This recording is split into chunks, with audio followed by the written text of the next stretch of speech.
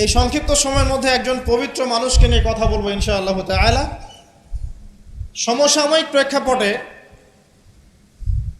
বিশেষ করে শেষ 100 বছরে যখন থেকে অটোম্যান এম্পায়ারদের ডিফিট করা হয়েছে 1921 সালের পর থেকে এই ট্রেন্ডটা খুব বেড়ে গেছে।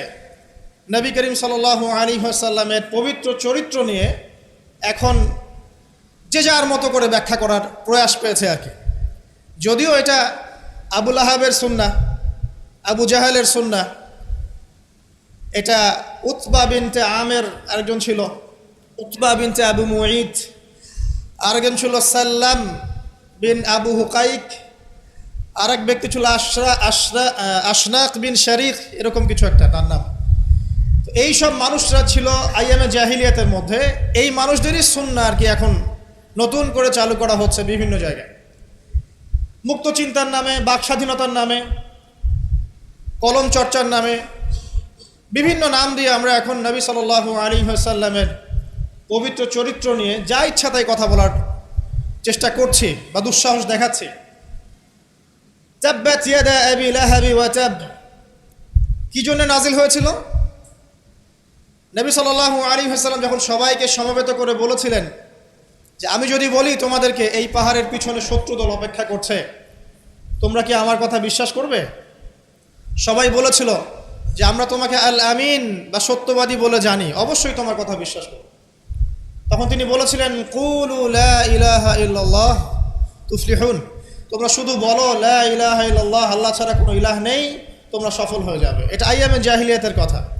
আবু লাহাব তালি দিয়েছিল, হাত দিয়ে তালি দিয়েছিল এবং ঢিল নিক্ষেপ করেছিল, নবী সাল্লাল্লাহু আলাইহি ওয়াসাল্লামকে কষ্ট দিয়েছিল। আল্লাহ পাক সূরা নাজিল করেছেন তাব্বাত ইয়াদা আবি লাহাবি ওয়া তাব, ধ্বংস হোক আবু লাহাবের দুই হাত এবং সে নিজেও ধ্বংস হোক। কিয়ামত পর্যন্ত এই পৃথিবীতে যদি একটা মুসলিমও বেঁচে থাকে এবং সে যদি কোরআন পড়তে জানে, সে আবু লাহাবকে এই সূরা পড়ার মধ্য দিয়ে অভিশাপ দিবে ইনশাআল্লাহ তাআলা। এটা নবী সাল্লাল্লাহু আলাইহি ওয়াসাল্লামের শান, তার মর্যাদা। সে শুধু একবার বলেছে হাততালি দিয়ে, এই কথা বলার জন্য আমাদেরকে ডেকেছিলে? এই কথা বলার জন্য আমাদেরকে ডেকেছ? আমরা আমাদের বাপ দাদাদেরকে, তাদের ইলাহকে ত্যাগ করে তোমার এক আল্লাহয় বিশ্বাস করব, এই জন্য ডেকেছ? ঢিল নিক্ষেপ করেছিল, গালি দিয়েছিল। তার আপন চাচা নবী সাল্লাল্লাহু আলাইহি ওয়াসাল্লামের আপন চাচা, আল্লাহ পাক আয়াত নাজিল করলেন আবু লাহাব ধ্বংস হোক এবং সে নিজেও মা আগনা আনহু মালুহু ওয়া মা কাসাব, তার এই সম্পদ এবং সে যা অর্জন করেছে পৃথিবীতে, এগুলো কোনোই কাজে আসবে না।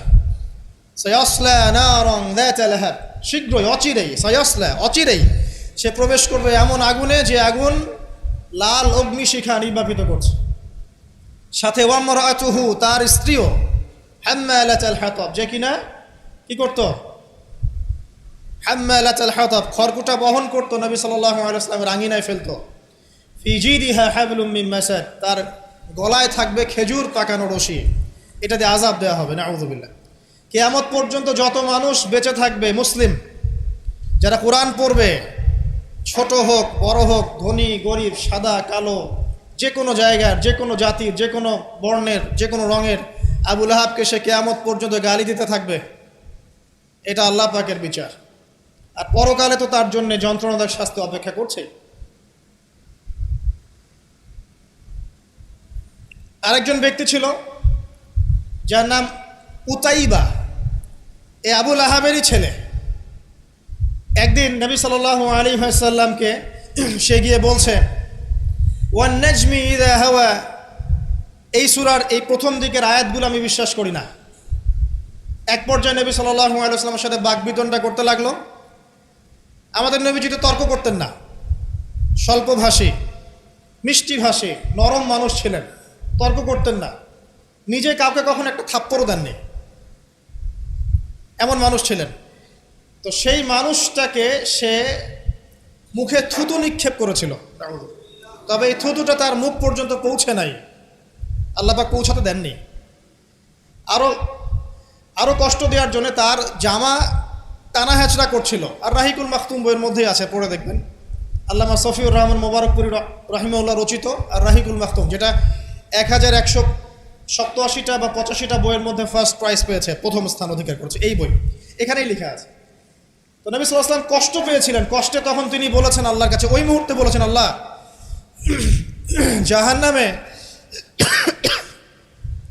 জাহান্নামে তোমার যে কুকুরগুলো আছে, জাহান্নামে কুকুর আছে আযাব দেওয়ার জন্য, এগুলোর মধ্যে একটা এর পিছনে আল্লাহ তুমি লেলিয়ে দিও। এটা বদদুয়া করেছেন নবী সাল্লাল্লাহু আলাইহি ওয়াসাল্লাম। আমাদের কিছু সুশীল আছে, তারা বলতে চায় যে নবী সাল্লাল্লাহু আলাইহি ওয়াসাল্লাম কখনো কটু ভাষা ব্যবহার করতেন না, কখনোই না। প্রয়োজন বোধে নবী সাল্লাল্লাহু আলাইহি ওয়াসাল্লাম বদদুয়াও করেছেন। প্রয়োজন বোধে নবী সাল্লাল্লাহু আলাইহি ওয়াসাল্লাম টানা 1.5-2 মাস ধরে বদদুয়া করেছেন। কোথায়? রাজির ঘটনা। রাজি একটা ঝর্ণার নাম বা একটা কূপের নাম, এক একজন এক একভাবে ব্যাখ্যা করে। এখানে 10 জন সাহাবীকে চোরাগুপ্তা হামলা চালিয়ে হত্যা করা হয়। একদল লোক এসে বলেছিল, আপনার সাহাবীদের মধ্যে এমন কিছু সাহাবীকে পাঠান যাদেরকে আমাদের কওমে নিয়ে গেলে ইসলাম শেখা যাবে, মুআল্লিম। নবী সাল্লাল্লাহু আলাইহি ওয়াসাল্লাম 10 জন সাহাবীকে পাঠিয়েছিলেন। এই 10 জনকে ট্র্যাপে ফেলে, এখন যেমন মুসলিমদেরকে ট্র্যাপে ফেলে হত্যা করা হয়, ট্র্যাপে ফেলে 10 জনকে হত্যা করা হয়। 3 জন ভাগ্যবশত বেঁচে যান, পাহাড়ের উপরে আশ্রয় নেন। তাদেরকে বলে, তোমরা নেমে আসো, তোমাদেরকে ছেড়ে দিব। তারা তীরের আঘাতে ক্ষতবিক্ষত ছিলেন। তারা মনে করলেন হয়তোবা তার অঙ্গীকার রক্ষা করবে, নেমে আসলেন।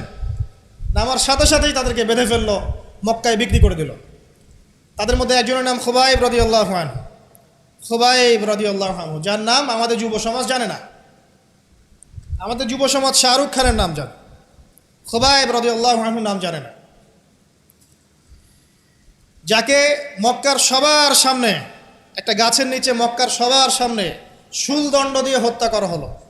শুলদণ্ড মানে পিছনের রাস্তা দিয়ে কিছু একটা লোহার দণ্ড প্রবেশ করিয়ে মাথা দিয়ে বের করে দেওয়া।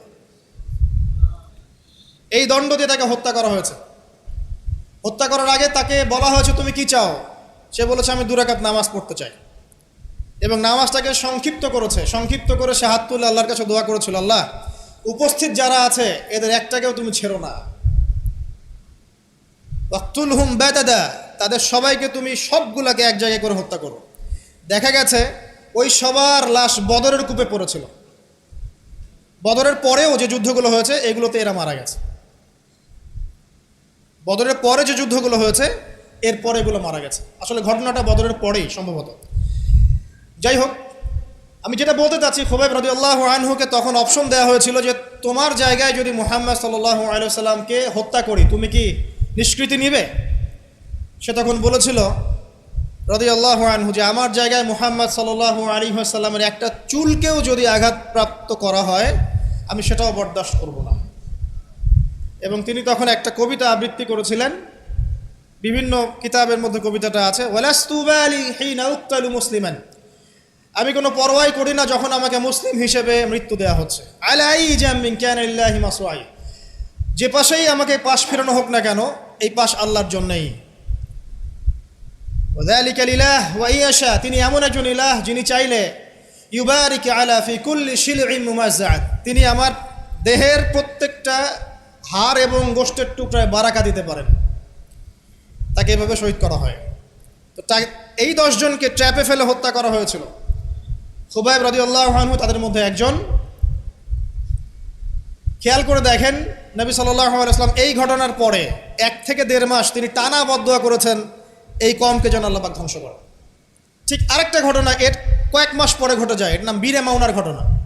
বীরে মাউনা একটা জায়গার নাম, যেখানে একইভাবে দিন শেখার কথা বলে দায়ীদেরকে ডেকে নিয়ে এসে 70 জন দায়ীকে একসাথে হত্যা করা হয়েছে ট্র্যাপে ফেলে। এই জিনিসগুলো হিস্ট্রির কথা মনে করিয়ে দেয় আমাদেরকে। ইসলামের ইতিহাস পড়ে দেখেন, মঙ্গলরা, ওইদিকে রোমকরা, বাইজেন্টাইনরা বিভিন্ন সময় মুসলিমদেরকে ভেবে ট্র্যাপে ফেলে হত্যা করেছে। মসজিদে ঢুকিয়ে চারদিক থেকে মসজিদকে পুড়িয়ে দিয়েছে, আগুন দিয়ে দিয়েছে। এরকম অনেক ঘটনা ঘটেছে ইতিহাসে।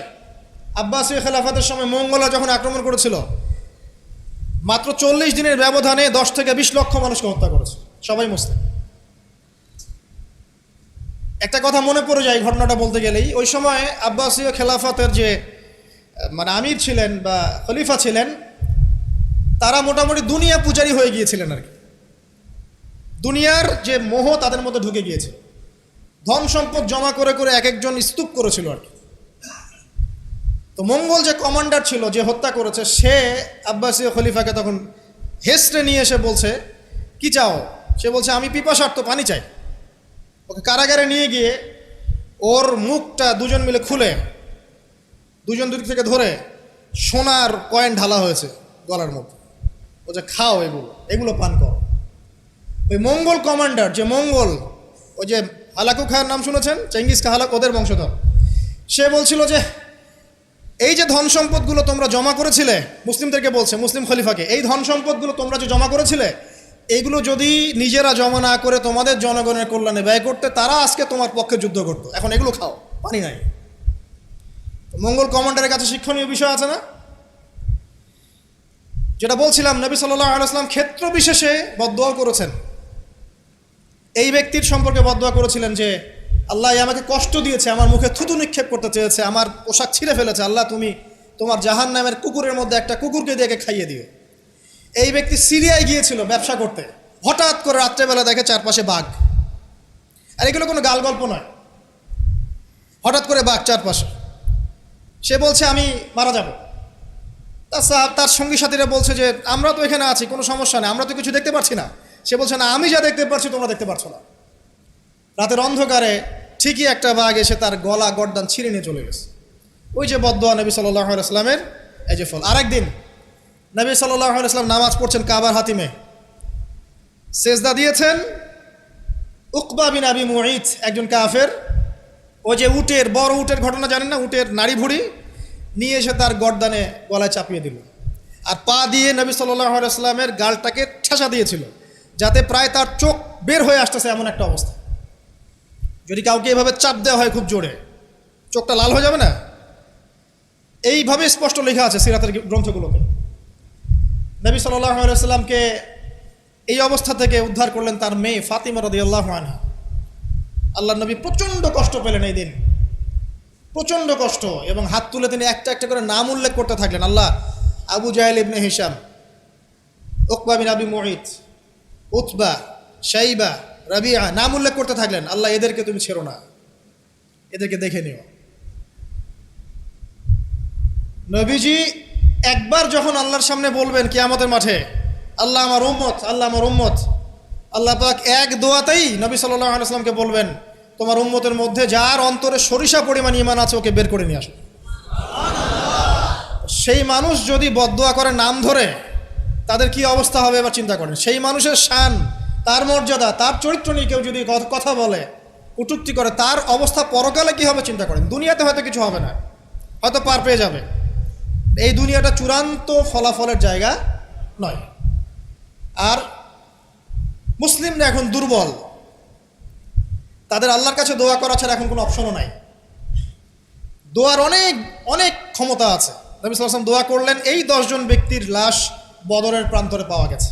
আবু জেহেল দেখবেন বদরের নিহত হয়েছে, উতবা, শাইবা, সবগুলা বদরের কূপে। এবং কূপে যখন তাদেরকে ফেলা হয়েছে, নবী সাল্লাল্লাহু আলাইহি ওয়াসাল্লাম কূপের পাশ দিয়ে যাওয়ার সময় বলছিলেন, তোমরা কি তোমাদের জাযা পেয়ে গেছো? তখন সাহাবীরা বলছেন, ইয়া রাসূলুল্লাহ, তারা তো মাইয়িত, তারা তো শুনতে পাচ্ছে না, আপনি কার সাথে কথা বলছেন? নবীজি বললেন, অবশ্যই তারা আমার কথা শুনছে এখন। আরেকজন ব্যক্তি ছিল যে নবী সাল্লাল্লাহু আলাইহি ওয়াসাল্লামকে নিয়ে এই কবিতা, গল্প, নৃত্য, মেয়েদেরকে নাচাতো, এসব তৈরি করতো, মক্কা ছড়াতো। তার নাম আশনাক বিন শারিক। একটু বৃদ্ধ লোক ছিল, বুদ্ধিজীবী টাইপের আর কি, খুব পণ্ডিত। তো এই কাজ করতে থাকতো। নবী করিম সাল্লাল্লাহু আলাইহি ওয়াসাল্লাম বদদুয়া করেছিলেন, প্লেগ, বসন্ত, গায়ে পচন ধরার মধ্য দিয়ে লোকের মৃত্যু হয়েছে। আরও আছে, বলতে গেলে অনেক সময় চলে যাবে, আপনাদের খুতবার সময় খুব শর্ট। আমি অন্য টপিকে যেতে যাচ্ছি আর কি। আমি বলতে যাচ্ছি, এই আইয়ামে জাহেলিয়াত থেকে এটা চলে আসছে। নবী করিম সাল্লাল্লাহু আলাইহি ওয়াসাল্লামকে জীবিত অবস্থায় এই 23 বছরে মোট 16 বার হত্যা করার চেষ্টা করা হয়েছে। কতবার? এবং তাকে এই 23 বছরের নববী জীবনে প্রায় 15টা গালি খেতে হয়েছে। সাহের, জাদুকর, কাযযাব, মহামিথ্যাবাদী, ফারিকুল জামাত বিভক্তকারী, ঐক্য বিনষ্টকারী, অনেক কথা শুনতে হয়েছে, 15টার মতো। কাবা ঘরে যখন তিনি তাওয়াফ করছেন মক্কা বিজয়ের পর, তখনও তাকে চোরাগুপ্ত হামলা চালিয়ে হত্যা করার চেষ্টা করা হয়েছে। তিনি বসে আছেন, তার সামনে তরবারি নিয়ে গেছে, আল্লাহ ওহির মাধ্যমে জানিয়ে দিয়েছেন, তিনি বলেছেন তরবারি কি জন্য এনেছো? আমাকে হত্যা করার জন্যে। সাথে সাথে সে মুসলিম হয়েছে। ইহুদিরা ডেকেছে, এই যে বনু নাজির গোত্র, যাদের ঘটনা সূরা হাশরের মধ্যে বর্ণিত আছে, সূরা হাশরের পিছনে দেখবেন বনু নজিরের ঘটনা আছে। বনু নজির এরা ডেকেছে নবী সাল্লাল্লাহু আলাইহি ওয়াসাল্লামকে, চুক্তি নিয়ে আমরা কথা বলবো, আমরা শান্তি নিয়ে কথা বলবো, এই জন্য ডেকেছে। নবী করিম সাল্লাল্লাহু আলাইহি ওয়াসাল্লাম আবু বকর ওমর রাদিয়াল্লাহু আনহুকে নিয়ে গিয়েছেন, দেয়ালের পাশে বসেছেন, উপর থেকে পাথর ফেলে হত্যা করার চেষ্টা করা হয়েছে। আল্লাহ পাক জানিয়ে দিয়েছেন, তিনি সেখান থেকে চলে গেছেন।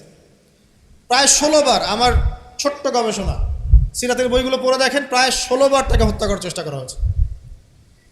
তাকে জীবিত অবস্থায় প্রায় 15টা গালি খেতে হয়েছে। কিন্তু প্রত্যেকটা বিষয়ের রিফ্লেকশন একই রকম ছিল না।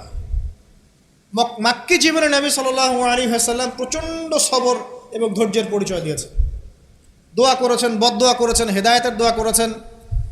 কিন্তু মাদানী জীবনে যখন নবী করিম সাল্লাল্লাহু আলাইহি ওয়াসাল্লাম যখন একটা স্টেটের প্রধান, রাষ্ট্রপ্রধান, তার কাছে ইকোনমিক পাওয়ার, পলিটিক্যাল পাওয়ার, সামরিক পাওয়ার সব কিছু আছে, একটা সুপার পাওয়ারের মতো, ঠিক তখন তিনি এই অপবাদগুলো সহ্য করেন নাই।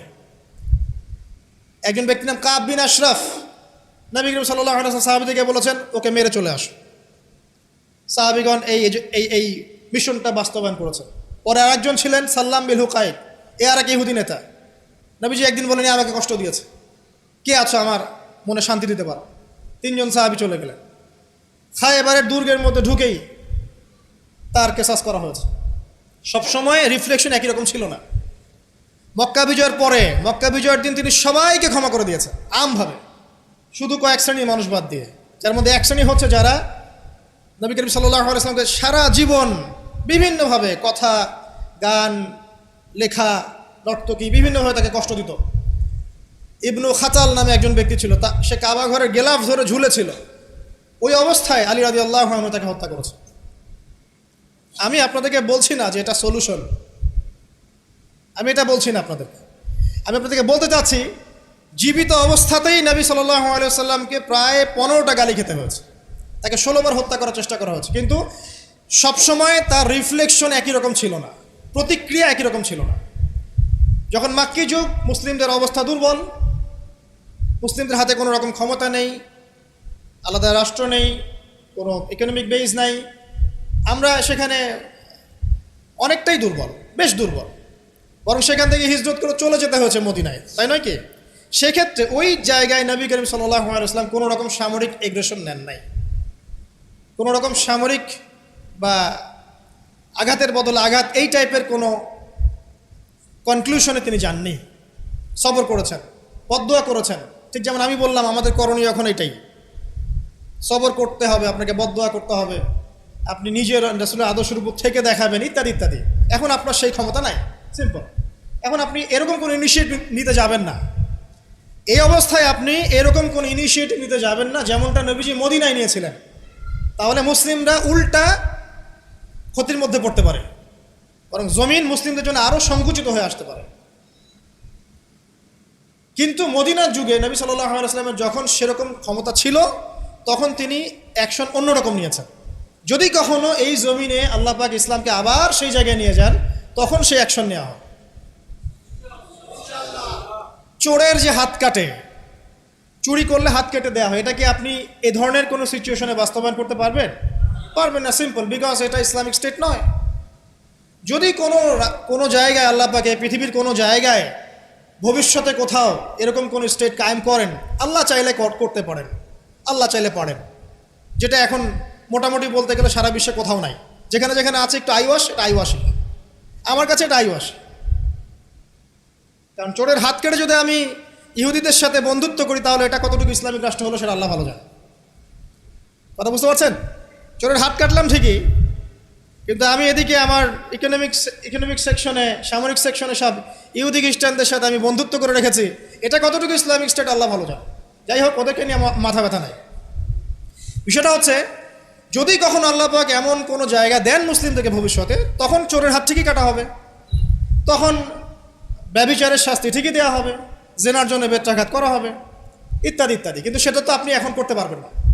তাই এখন কোনো আত্মঘাতী অবস্থায় যাবেন না, এটা সবচেয়ে বড় কথা। আমার আগে সবচেয়ে প্রথম নসিহত, নবী করিম সাল্লাল্লাহু আলাইহি ওয়াসাল্লামকে নিয়ে অনেক কথাবার্তা হচ্ছে, চারপাশে হবে, এমন কোনো আত্মঘাতী পদক্ষেপ নেবেন না যাতে ইসলাম আরও সংকুচিত হয়, মুসলিমদের অবস্থা আরও খারাপ হয়ে যায়। এখন কি করবেন সেটা আমি আগে বলছি। প্রথম কথা হচ্ছে, এখন আপনাকে আমাকে নিজেকে আগে নবী সাল্লাল্লাহু আলাইহি ওয়াসাল্লামের সুন্নতের উপর দাঁড়াতে হবে। আমি প্রতিদিন ক্লিন শেভ করি, আর নবী সাল্লাল্লাহু আলাইহি ওয়াসাল্লামকে কেউ কটূক্তি করেছে, তাকে নিয়ে আমার মাথা ব্যথার শেষ নাই। আগে নিজের গালে দাড়ি নিয়ে আসো তুমি।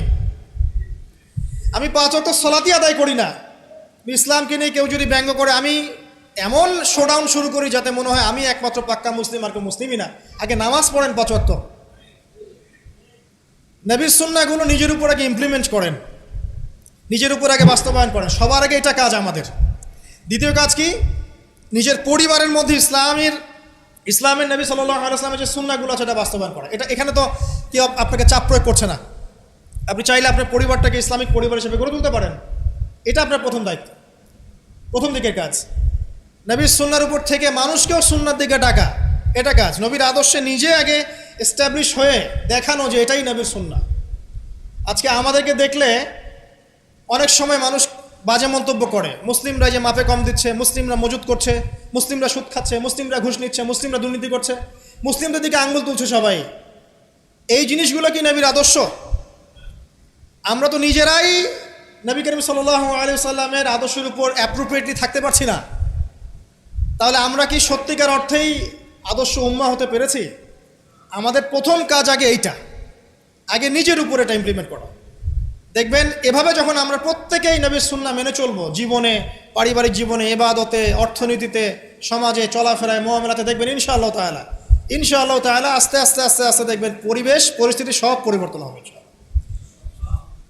তাই প্রথম নসিহত, অনেকেই কিছু উগ্রপন্থী কমেন্ট করে থাকেন ফেসবুকে, এইটা ওইটা, এগুলো তো যাবেন না প্রিয় ভাইয়েরা। এগুলো আমাদের দিনের জন্য উল্টা ক্ষতি ডেকে আনবে। এবং যারা ইচ্ছাকৃতভাবে মুসলিমদেরকে উস্কায়, তারা চায় যে মুসলিমরা এমন কোনো কাজ করুক যাতে তারা মুসলিমদেরকে ডমিনেট করার কোনো সুযোগ খুঁজে পায়। আত্মঘাতী কোনো পদক্ষেপে যাবেন না, এটা আমার প্রথম নসিহত। এবার আসেন, আমরা কয়েকটা পয়েন্টে দেখাবো নবী সাল্লাল্লাহু আলাইহি ওয়াসাল্লাম আসলে কেমন চরিত্রের মানুষ ছিলেন, কি করেছেন, এবং দিন শেষে তিনি কি পেয়েছেন, আমাদেরকে কি দিয়ে গেছেন, এবং আমাদের বেসিক্যালি তার জীবনী নিয়ে কি কি কাজ করা দরকার। আমি জাস্ট এতটুকু কথা বলে আজকে খুব শেষ করব।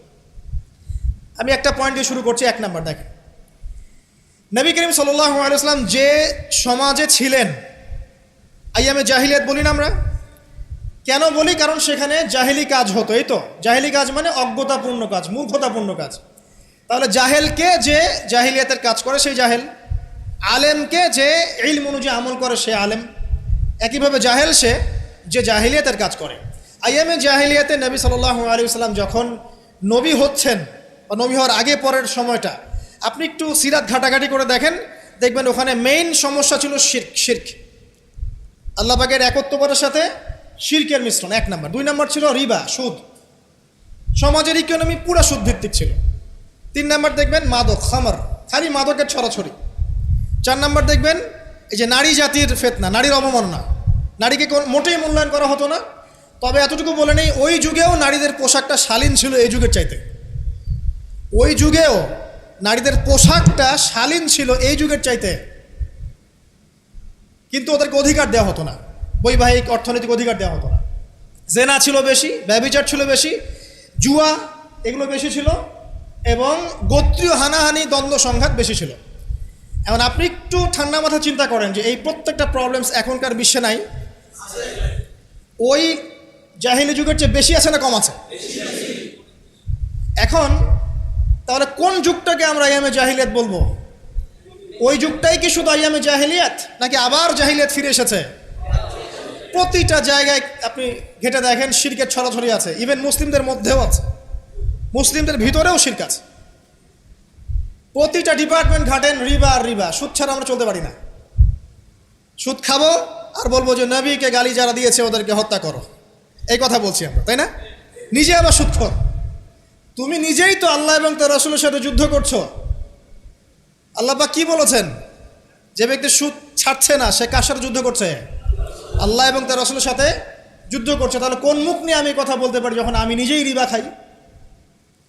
পরিবর্তনটা কোথায় দরকার ভাই? নিজেদের আগে না? আচ্ছা, এখন দেখেন সারা ওয়ার্ল্ড রিবা কেন্দ্র।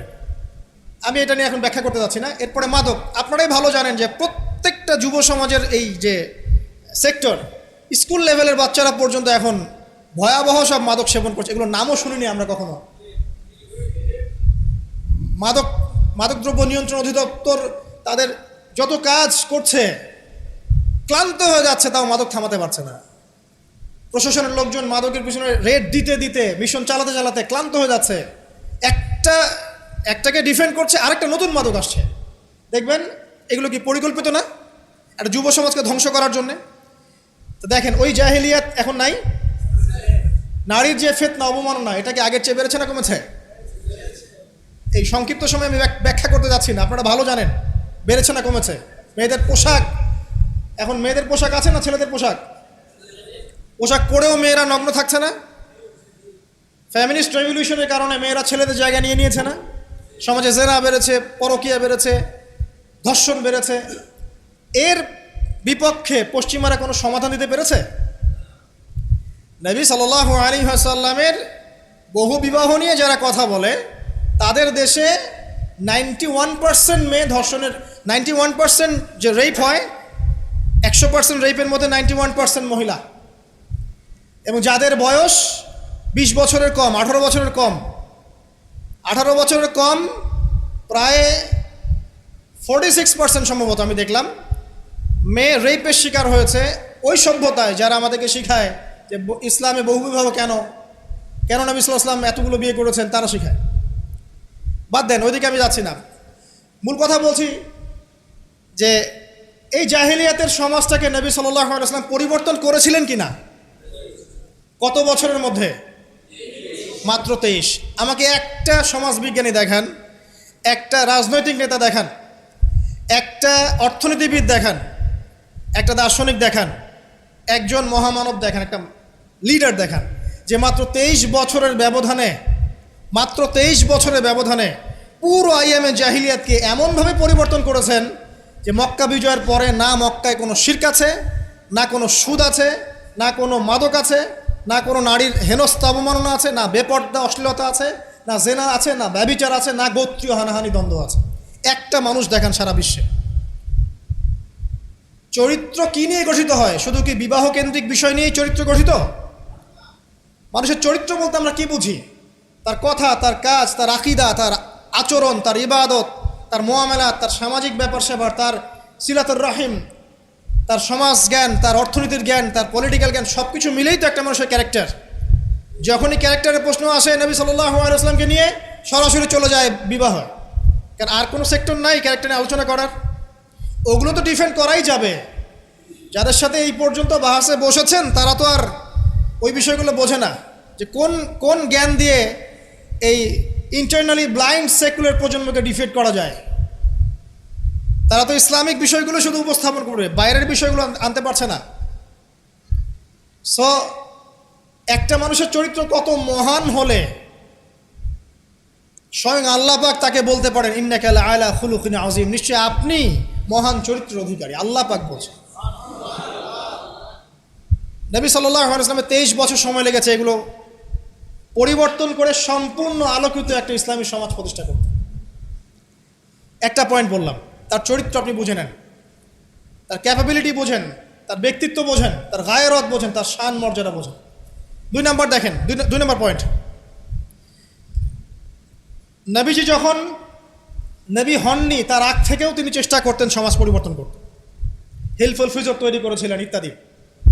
40 বছর বয়সে যখন ওহী আসলো, 40 বছর বয়সে যখন ওহী আসলো, কি আসলো? আল কোরআন এবং তার ব্যাখ্যা সুন্নাহ।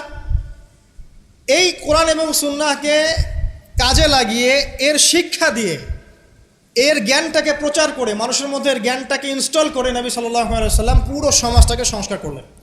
তাহলে এই যে জ্ঞানতাত্ত্বিক বিপ্লব, আমরা যেটা কথা বলি জ্ঞানতাত্ত্বিক বিপ্লব, জ্ঞানের রেভলিউশন, জ্ঞান নিয়ে কথা বলা, শিক্ষা দেওয়া, শিক্ষার মাধ্যমে অজ্ঞতার অন্ধকার দূর করা, কে সবার আগে করেছে এই 1400 বছর হিস্ট্রিতে? যারা এখন আমাদেরকে সায়েন্টিফিক এবং টেকনোলজিক্যাল জ্ঞানের কথা বলে, ওই পশ্চিমা সভ্যতাই, তারা কতদিন হলো সভ্য হয়েছে? কতশো বছর আগে সেখানে ফরাসি বিপ্লব হয়েছে, কত শতাব্দী হলো সেখানে সায়েন্টিফিক এবং টেকনোলজিক্যাল রেভলিউশনগুলো হয়েছে? 100-200 বছর, সর্বোচ্চ 300 বছর। 1400 বছর আগে নবী সাল্লাল্লাহু আলাইহি ওয়াসাল্লাম ইকরা দিয়ে জ্ঞানের রেভলিউশন করেছে। সাহাবীদেরকে জ্ঞান শিক্ষা দিয়েছেন। কোন জ্ঞান? অভ্রান্ত সত্যের উৎস, ওয়াহির জ্ঞান। ওরা যে জ্ঞান শিখাচ্ছে সেটা কি? বস্তুবাদী জ্ঞান। এখানে পরকাল নাই, এখানে আপনার জিন নাই, মালায়েকা নাই, বেহেশত নাই, জান্নাত নাই, জাহান্নাম নাই, হিসাব নাই, মিজান ফজিলত কিছুই নাই, ঈশ্বর নাই। Godless education system. ওদের ভাষায় গড বলেছে, এটা নিয়ে আবার বিতর্কিত করেন না। কথা বলতেও ভয় পাই আমি, না জানি। আর আমি মুসলিমদেরকে বেশি ভয় পাই, কারণ তারাই বিতর্কিত করতে বেশি পছন্দ করে। গডলেস বলতে বুঝিয়েছি তাদের ভাষায় ঈশ্বরহীন একটা সিস্টেম। তো আমরা জ্ঞানের যে সিলসিলা দিয়েছি 1400 বছর আগে, ইকরা বিসমি রাব্বিকাল্লাযী খলাক দিয়ে, প্রত্যেকটা সাহাবী আবু বকর, ওমর, ওসমান, আলী থেকে শুরু করে একদম শেষ পর্যন্ত দেখবেন সবাই এই জ্ঞানের আলোয় আলোকিত হয়েই সমাজ পরিবর্তন করেছে। মক্কার 13 বছরে আমরা ছিলাম, একজন সাহাবী কি কোনো কাফেরের উপর হাত তুলেছিল? দেখাতে পারবেন? কোনো কাফেরকে একজন সাহাবী হত্যা করেছে বা আঘাত করেছে বা থাপ্পড় দিয়েছে? বরং আপনি দেখবেন শত শত কাফের তারা মুসলিমদেরকে আঘাত করেছে, নির্মম নির্যাতন করেছে। বেলাল রাদিয়াল্লাহু আনহুকে শুইয়ে পাথর বিছিয়েছে, চাবুক মেরেছে, গা পুড়িয়ে দিয়েছে, কত কি করেছে। আবিসিনিয়ায় চলে যেতে হয়েছে, তায়েফে গিয়ে নবী সাল্লাল্লাহু আলাইহি ওয়াসাল্লামকে নিজের মার খেয়ে আসতে হয়েছে। এই যে 13 বছর সহনশীলতার পরিচয় দিয়েছেন এই শিক্ষায় শিক্ষিত মানুষরা, তারা কি উগ্র ছিলেন? তারা সন্ত্রাসী ছিলেন? তাদেরকে কি তরবারির জোরে ইসলাম কবুল করানো হয়েছে? এই 13 বছর যে সাহাবীরা ইসলাম কবুল করেছেন তারাই তো পরে বদরের যুদ্ধ করেছে, পরে উহুদে গিয়েছেন, পরে খন্দক খায়বারে গিয়েছে। এই যে বেসিকটা তৈরি করেছি আমরা মক্কার 13 বছরে, এই 13 বছরটা কি উগ্রতা দিয়ে প্রদর্শন করা হয়েছিল? কোনো রকমের আগ্রাসী মনোভাব প্রচার করা হয়েছে? কিচ্ছু করা হয়নি। শুধু জ্ঞানতাত্ত্বিক সলিউশন দেওয়া, জ্ঞান শিক্ষা দেওয়া হয়েছে, কোরআন শিক্ষা দেওয়া হয়েছে, হাদিস শিক্ষা দেওয়া হয়েছে। এই শিক্ষার মধ্য দিয়ে যখন ভিতরটা পরিবর্তন হয়েছে, তখন মানুষ আল্লাহর কাছে আত্মসমর্পণ করেছে। এই ছিল আমাদের মক্কার 13 বছর। তাহলে যে জ্ঞানের কথা বলি আমরা, যে মানুষটার কাছে কোরআনের মতো কিতাব আসে, এক বাক্যে আপনি আমাকে বলেন কোরআনের একটা আয়াতকে কেউ মিথ্যা প্রমাণ করতে পারবে? কোরআন কারীমের মধ্যে যাররা পরিমাণ কি মিথ্যা আছে বা অমানবিক কোনো বিষয় আছে? মানুষ ভুলভাবে সেটাকে উপস্থাপন করে, কিন্তু যদি সঠিকভাবে উপস্থাপন করতে পারে বা সৎসাহস থাকে, কোশ্চিনকালেও কোরআনে আপনি যাররা পরিমাণ ফল্ট পাবেন না। যালিকাল কিতাব লা রাইবা ফি, কোনো সন্দেহ নাই। এখন বলেন, এত পবিত্র একটা কিতাব একজন পবিত্র মহাপবিত্র সত্তার কাছ থেকে এসেছে, আর একজন জিবরাইল আলাইহিস সালাম ফেরেশতাদের লিডার, তিনি এটা বহন করে এনেছেন। এখন যে মানুষটার উপরে এটা নাজিল করা হচ্ছে, তিনি কত পবিত্র চরিত্রের অধিকারী, এখন আপনি চিন্তা করেন। যদি তার চরিত্রের মধ্যে যাররা পরিমাণ অপবিত্রতা থাকতো, তাহলে কোরআন কি তার উপর নাজিল হতো? আপনারা বুঝতে পারছেন? মনে করেন আমাদের চরিত্রে কি অসংখ্য অপবিত্রতা আছে না? আমার উপরে কি আল্লাহর নূর, আল্লাহর এই যে কিতাব, ওহী, এগুলো অবতীর্ণ হওয়ার সুযোগ আছে কোনো? নাই। আল্লাহ পাক পবিত্র মানুষদেরকে বাছাই করেন। আল্লাহ রাব্বুল আলামিন সবচেয়ে পবিত্র মানুষকে বাছাই করেছিলেন মহাপবিত্র কিতাব দেওয়ার জন্য। এটাই তো যথেষ্ট তার চরিত্র ব্যাখ্যা করার জন্য। আর কি প্রয়োজন? যার কাছে কোরআন নাজিল হতে পারে, তার চরিত্র নিয়ে কথা বলার কোনো অবকাশই নাই। তিনি যে কাজই করেছেন, যখন যে কথাই বলেছেন, যে ইনিশিয়েটিভ নিয়েছেন, প্রত্যেকটাই আল্লাহর হুকুমেই নিয়েছেন, এর হুকুমের বাইরে কিছু করেন। শুধু তাই নয়, তার শত্রুরা পর্যন্ত মক্কায় কখনো বলতে পারেনি তিনি মিথ্যাবাদী, তিনি মাপে কম দেন, তিনি ওয়াদা খেলাফ করেন, তিনি অমুক, তিনি তমুক। তার শত্রুরা পর্যন্ত এটা বলতে পারেনি। বরং তার শত্রুরা বলেছিল এভাবে যে তোমাকে আমরা অবিশ্বাস করি না, বরং তুমি যে কোরআনের কথা বলছো এটাকে আমরা অস্বীকার করছি। এটা 2 নম্বর পয়েন্ট। জ্ঞানের রেভলিউশন আমরা দিয়েছি, নবী সাল্লাল্লাহু আলাইহি ওয়াসাল্লাম দিয়েছে। আর এই জ্ঞান না থাকলে আপনি তো শূন্য। আমরা ঠিকই তো আছি জ্ঞানের উপরে। আর একটা বিষয় সবার কান খুলে শুনে রাখা উচিত, পবিত্র কোরআন এবং সহিহ সুন্নাহ বা নবী সাল্লাল্লাহু আলাইহি ওয়াসাল্লামের সুন্নাহর মধ্যে এমন কোনো বিষয় নাই যেটা ব্যাখ্যা করা হয়নি। এটা মানতে যদি আপনার আপত্তি থাকে, আমরা আপনার সাথে লড়াই করব না, আমরা আপনার সাথে ঝগড়া করব না, বিবাদ করব না, আপনাকে আঘাতও করব না। কিন্তু আপনাকে বিনয়ের সাথে বলবো, আপনি আরও 10 বার স্টাডি করেন, আপনি আরও 10 বার স্টাডি করেন, কোরআন এবং সুন্নাহকে আরও 10 বার স্টাডি করেন। আপনি খুঁজে পাবেন ইনশাআল্লাহ কোরআন এবং সুন্নাহর মধ্যে কোনো রকমের ভুল ত্রুটি, মানবতা বিরোধী কিচ্ছু নেই। আল্লাহ পাক আমাদের সবাইকে বোঝার তৌফিক দান করুন। এগুলো রাখেন তো ভাই, কে এই বুদ্ধি দিচ্ছে? আপনি রাখেন, এটা রাখেন।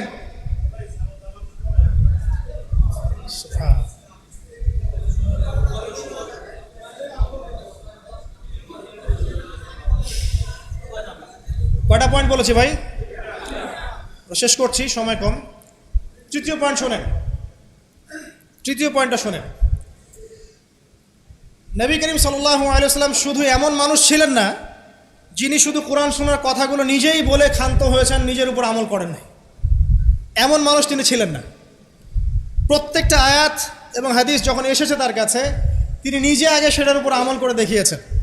দেখেন, একজন মানুষ দিন প্রচার করছেন, একজন মানুষ যিনি পরিবার চালানোর জন্যে রুজি রোজগারের চেষ্টা করছেন, একজন মানুষ তিনি পিতার দায়িত্ব পালন করছেন, একজন মানুষ তিনি স্বামীর দায়িত্ব পালন করছেন। নবী সাল্লাল্লাহু আলাইহি ওয়াসাল্লামের স্ত্রীরা কি তার প্রতি অসন্তুষ্ট ছিল? একজন মানুষ যিনি আবার যখন মদিনায় গেছেন তখন সেখানকার সামরিক বিষয় ডিল করছেন, পররাষ্ট্রনীতি অ্যাপ্লাই করছেন, রাজা বাদশাদের কাছে ইসলামের দাওয়াত দিচ্ছেন, যখন প্রয়োজন হচ্ছে তখন বদরের মাঠে তিনি অস্ত্র ধরছেন। একজন মানুষ যে এতগুলো কাজ করছেন, এই ভার্সেটাইল ক্যারেক্টার পাওয়া যাবে একটা মানুষ দেখান মহাবিশ্বে।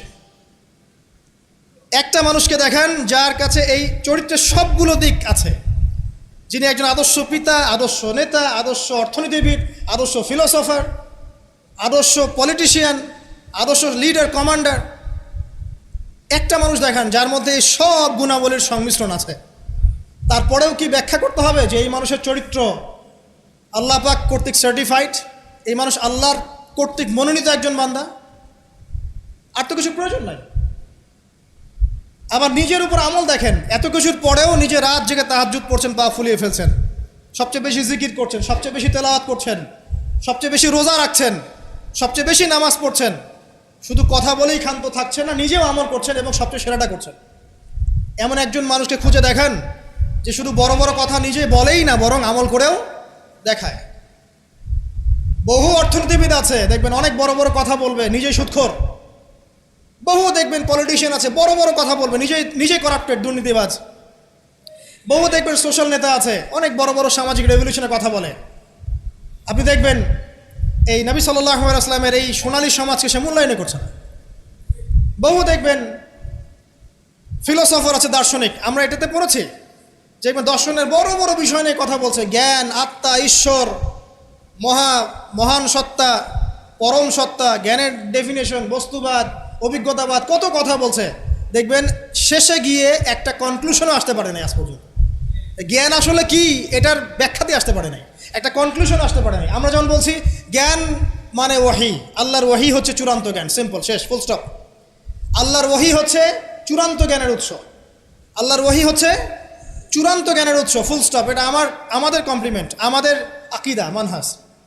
আর তাদেরকে দেখবেন জ্ঞান মানে বুদ্ধি, জ্ঞান মানে অভিজ্ঞতা, জ্ঞান মানে সমন্বয় ইত্যাদি বলতে বলতে মুখের ফেনা উঠে যাচ্ছে, কোনো কনক্লুশন আসতে পারছে না কেউ। নবী সাল্লাল্লাহু আলাইহি ওয়াসাল্লাম এমন একজন মানুষ ছিলেন যিনি সব কিছু শুধু আলোচনা করেই, ব্যাখ্যা করেই আর মানুষকে দাওয়াত দিয়ে ক্ষান্ত ছিলেন না, বরং তিনি কাজ করে দেখিয়েছেন। অ্যাজ এ ফিলোসফার তিনি সফল, অ্যাজ এ পলিটিশিয়ান সফল, অ্যাজ এ সামরিক লিডার তিনি সফল, একজন কূটনীতিবিদ তিনি সফল, সমাজবিজ্ঞানী তিনি সফল, অ্যাজ এ ফাদার তিনি সফল, অ্যাজ এ হাজব্যান্ড তিনি সফল। কি চাচ্ছেন? একজন মানুষের মধ্যে এত কোয়ালিটি থাকার পরেও তার চরিত্র নিয়ে কথা বলছেন। ওই যে বিয়ে, আয়েশা রাদিয়াল্লাহু আনহাকে কেন বিয়ে করলেন এত কম বয়সে? আপনি কি জানেন রবীন্দ্রনাথ ঠাকুরের বাবা কত বছর বয়সে বিয়ে করেছেন? আপনি কি জানেন রবীন্দ্রনাথ ঠাকুর নিজে কত বছর বয়সে বিয়ে করেছেন? এবং যাকে বিয়ে করেছেন তার বয়স কত ছিল? সে তো আপনাদের ট্যাগর। তিনি বিয়ে করেছেন 17 বছর বয়সে বা 18 বছর বয়সে, এবং তার স্ত্রীর বয়স ছিল 11 বছর। কই, এটা নিয়ে তো কোনো কথা বলেন না কখনো। সুবহানাল্লাহ, এটা বলতে গেলেও সময় চলে যাবে। তাওরাত, ইহুদিরা কথা বলে এখন এগুলো নিয়ে। তালমুদ, ওদের একটা কিতাব আছে তালমুদ, ওখানে এমনও লেখা আছে যে 9 বছরের নিচে মেয়েকে বিয়ে করাটা পুণ্যের কাজ।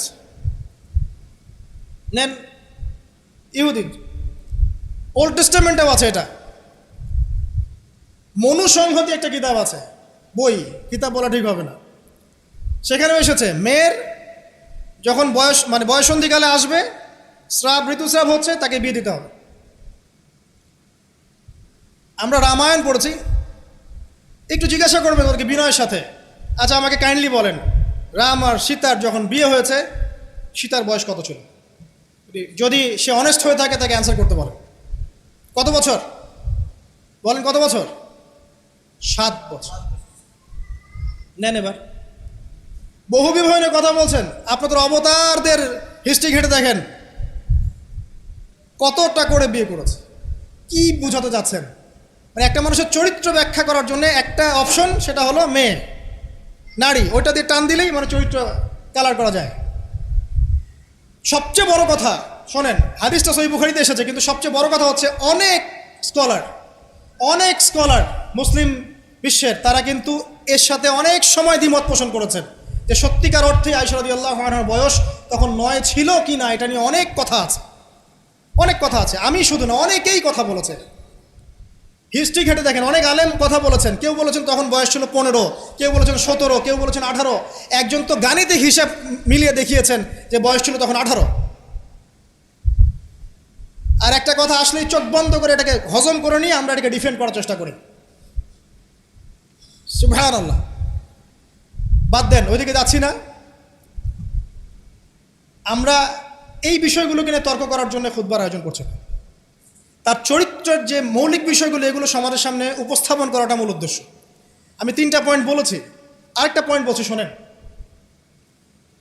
নবী করিম সাল্লাল্লাহু আলাইহি ওয়াসাল্লাম এই যে 23 বছরের জীবনীটা কথা বলেছি, প্রথম 3 বছর গোপনে দাওয়াত দিয়েছেন, এরপর প্রকাশ্যে দাওয়াত দিয়েছেন, ধৈর্যশীল ছিলেন, সবর করেছেন, মার খেয়েছেন, নিজের মাতৃভূমি ছেড়ে চলে গেছেন, সেখানে তাকে আল্লাহ পাক ক্ষমতা দিয়েছেন। আমি আপনাকে তার স্যাক্রিফাইসগুলো দেখাচ্ছি, একটু স্যাক্রিফাইসগুলো দেখেন।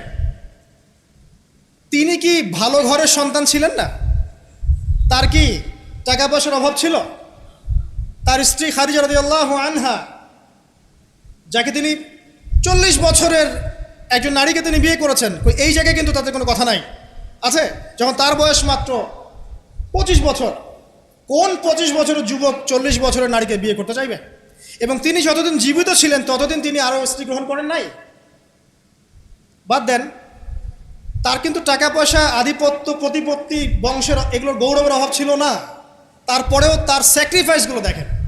তিনি মার খাচ্ছেন, তার দাঁত শহীদ হচ্ছে, তার রক্ত ঝরছে, তায়েফে তার রক্ত দিয়ে জুতা আটকে গেছে, তাকে গালি খেতে হচ্ছে, তাকে হত্যা চেষ্টা সহ্য করতে হচ্ছে, আত্মীয় স্বজন তাকে ছেড়ে চলে যাচ্ছে, তাকে অর্থনৈতিক বয়কট করা হচ্ছে, গাছের ছাল পাতা খেয়ে শিয়ারে আবু তলেবে 3 বছর তিনি সময় কাটাচ্ছেন, নিজের মাতৃভূমি ছেড়ে চলে যেতে হচ্ছে, কষ্ট, যুদ্ধ করতে হচ্ছে, না খেয়ে থাকতে হচ্ছে, খন্দকের যুদ্ধে নিজের এই পেটের মধ্যে পাথর বেঁধে থাকতে হচ্ছে, পরপর 3 দিন তার ঘরে চুলা জ্বলছে না, তার ঘরে খাবার নাই, এই খেজুরের রস খেয়ে তিনি জীবনযাপন করছেন, তার স্ত্রীদের ঘরেও খাবার নাই।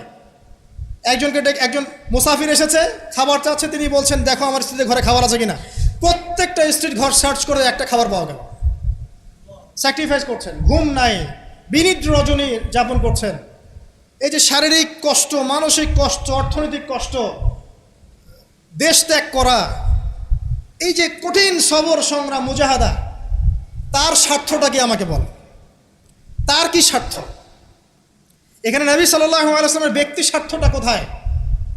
তাকে তো আল্লাহ পাক মাকামে মাহমুদ দিয়েছেন, জান্নাতের সর্বোচ্চ মাকাম আল্লাহ পাক তাকে দিয়েছেন। ইন্না আতাইনাকাল কাউসার, তোমাকে আমি কাউসার দিয়েছি, সম্মান দিয়েছে, মর্যাদা দিয়েছে। আলাম ইয়াজিদকা ইয়াতীমান ফাআওয়া ওয়া ওয়াজাদাকা দাল্লান ফাহাদা ওয়া ওয়াজাদাকা আইলান ফাগনা। আছে না সূরা? আলাম নাশরাহ লাকা সাদরাক ওয়া ওয়াদা'না আনকা ওয়িজরাক আল্লাযী আনকাযা যাহরাক ওয়া রাফা'না লাকা যিকরাক। তার জিকির, তার স্মরণকে সম্মানিত করা হয়েছে। সারা দুনিয়ার মানুষ তার নাম শুনলে সাল্লাল্লাহু আলাইহি ওয়াসাল্লাম পড়ে। প্রত্যেকটা মুসলিম এই উম্মতে মুহাম্মাদের মধ্যে, মুসলিম বা নন মুসলিম, হুয়েভার হি ইজ, তার মৃত্যুর পরে তার চেহারা তাকে দেখানো হবে, বলা হবে এই ব্যক্তিকে যাকে তোমাদের কাছে পাঠানো হয়েছে। তিনি আমাদেরকে ভাই বলে সম্বোধন করছেন। তিনি বলছেন, কাশ আমি আমার ভাইদেরকে দেখতে পেতাম। সাহাবীরা বলছেন, আমরা কি আপনার ভাই নই? তিনি বলছেন, না, তোমাদের পরে যারা আসবে আমাকে না দেখেই বিশ্বাস করবে এরা আমার ভাই। সব নবীকে দোয়া কবুলের এখতিয়ার দিয়ে দেওয়া হয়েছে। সব নবী দোয়া দুনিয়ায় করে ফেলেছেন। আমাদের নবীজি এত কষ্ট করার পরেও দুনিয়াতে দোয়া করেন নাই। তিনি পরকালে দোয়াটা জমা রেখেছেন, সেটা শাফাআত, আমাদের সবার জন্য শাফাআত করবেন তিনি ইনশাআল্লাহ। এই শাফাআতে সমস্ত কবিরা গুনাহগার ব্যক্তি জান্নাতে যাবে। আমাকে বলেন, সব নবী যখন ইয়া নাফসি করবে, স্বয়ং নবীরা পর্যন্ত, এই নবীর মধ্যে আদম আছেন, নূহ আছেন, মূসা ঈসার মতো নবী আছেন আলাইহিমুস সালাম, ইব্রাহিম আলাইহিস সালামও আছেন, আবুল আম্বিয়া ওয়াল মুরসালিন। তখন তিনি বলবেন, ইয়া উম্মতি ইয়া উম্মতি। এখন আমাকে বলেন তার স্বার্থ কোথায়? তিনি যে এত হিউজ একটা স্ট্রাগল করলেন সারাটা জীবন ধরে।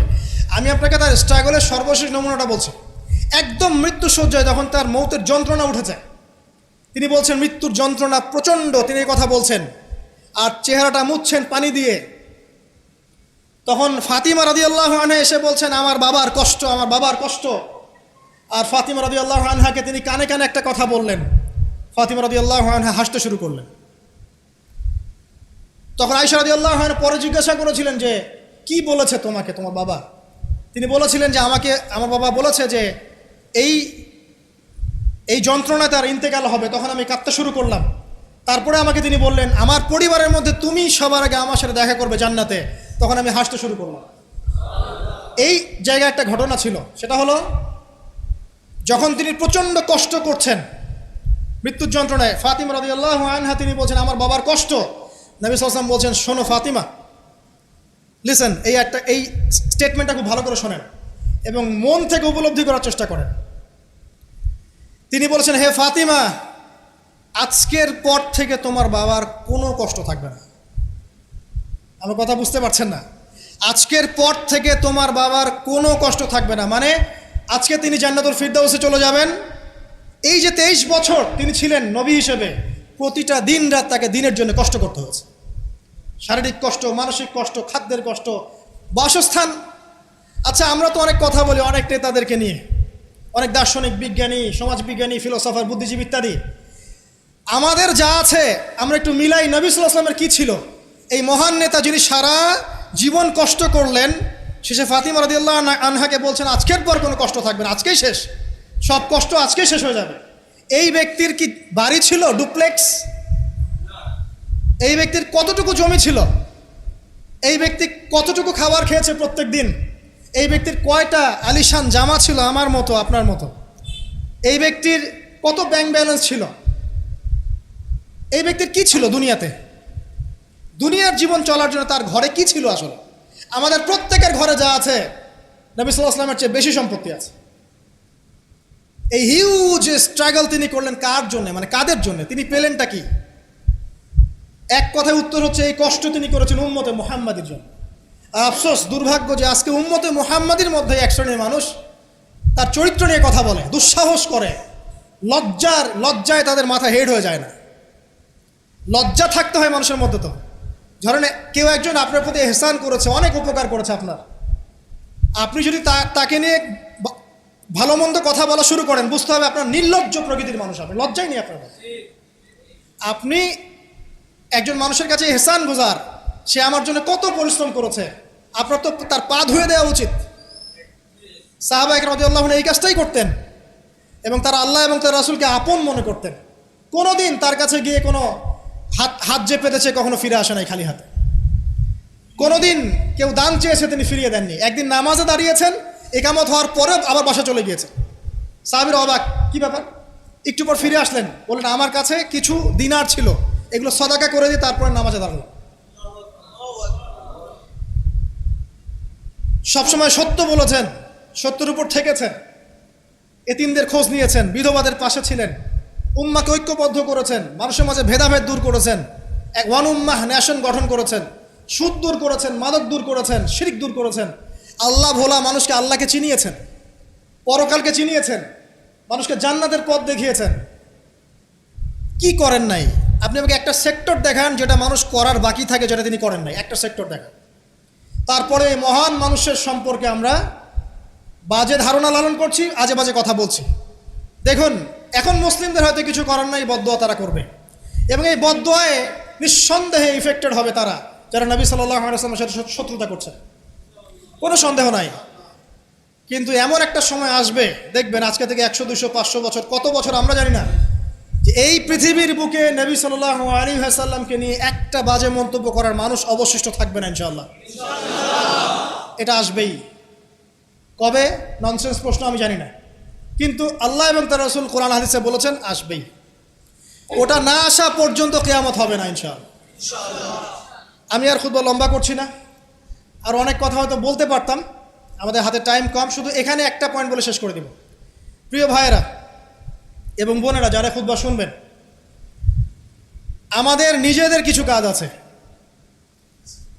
আমি আমভাবে সমস্ত মুসলিমদেরকে অনুরোধ করব, ইনক্লুডিং মি, আমাকে অলসো। সর্বপ্রথম আমাদের কাজ হচ্ছে নবী সাল্লাল্লাহু আলাইহি ওয়াসাল্লামের সুন্নাহগুলোর উপর আমল করা। সবার আগে আমাদের কাজ হচ্ছে নবী সাল্লাল্লাহু আলাইহি ওয়াসাল্লামের পবিত্র জীবনী মুখস্থ করে ফেলা।